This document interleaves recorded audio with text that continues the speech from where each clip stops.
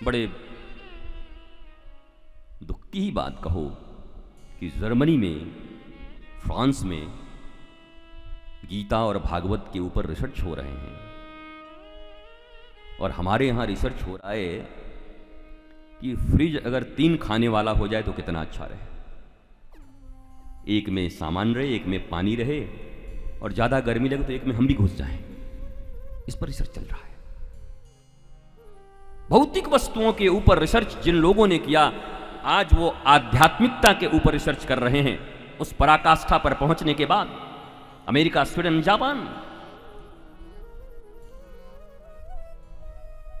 और हमारे सारे रिसर्च, हमारे पृथ्वी में, हमारी भूमि पर भागवत का उदय, गीता का उदय, रामचरितमानस का उदय, वेद, वेदांग, वेदांत, उपनिषद, स्मृतियां, ब्राह्मण ग्रंथ, कितने ग्रंथ, पर उन पर कोई रिसर्च, कौन कहे सर्च भी नहीं कर रहा है कोई। रिसर्च तो बाद में होगा। धूल खा रहे हैं पड़े पड़े। एक घर में हम गए थे बहुत पहले, हमने कहा आपके यहाँ भागवत है? बोला हाँ जी हैं। दादी जी रखती तो थी।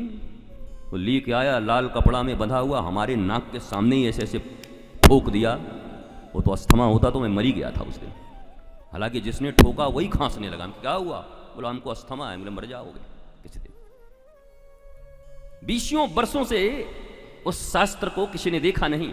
लाल कपड़े में बांधकर और उस पर पुष्प, रोली, मौली पूजन किया। ग्रंथों का पूजन अच्छा है, पर ग्रंथों का पूजन तुम्हारा पठन है, तुम्हारी समझ है।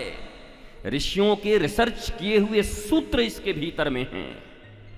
उन सूत्रों से तुम्हारे जीवन की सारी समस्याएं मिट सकती।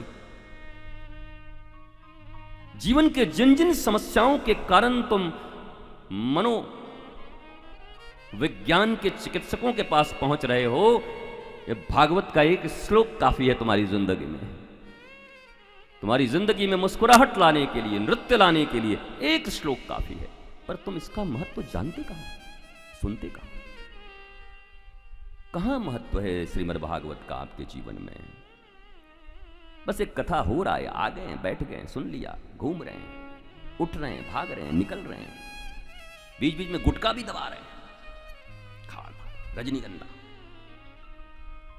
कई लोग फूंक आई इतनी देर में। इतनी बड़ी भागवत तुमको नहीं रोक पा रही है। इतने छोटा लंबदंड चूसक तुमको बाहर लिए जा रहा है। एक गुटका तुमको उठा के बाहर ले जा रही है। अब भागवत का महात्मा तुम सुन रहे हो कि तुम्हारे जीवन में तो कुछ अलग महात्मा चल रहा है। नाम का है कि भागवत का महात्मा चल रहा है। धन का महात्मा है, पुत्रों का महात्मा है, लोकैष्णा, वित्तैष्णा, पुत्रैष्णा। There are 3 ऐष्णा। और इन ऐष्णाओं से जो मुक्त होता है उसको सन्यासी कहते हैं। जिसको लोकैष्णा का फिक्र नहीं, जिसको वित्तैष्णा का फिक्र, वित्त की ऐष्णा नहीं, लोक की ऐष्णा नहीं, और जिसको पुत्र पौत्र आदि ये जो संबंध हैं उसकी ऐष्णा नहीं, वास्तव में भागवत के श्रवण का अधिकारी वही है। श्रवण अधिकार भी बड़ा कठिन है। इसलिए ना अब भागवत होती है, ना श्रोता सुनते हैं। अब तो 2-3 घंटे बैठते हैं, भगावत होती है। आओ और भागो।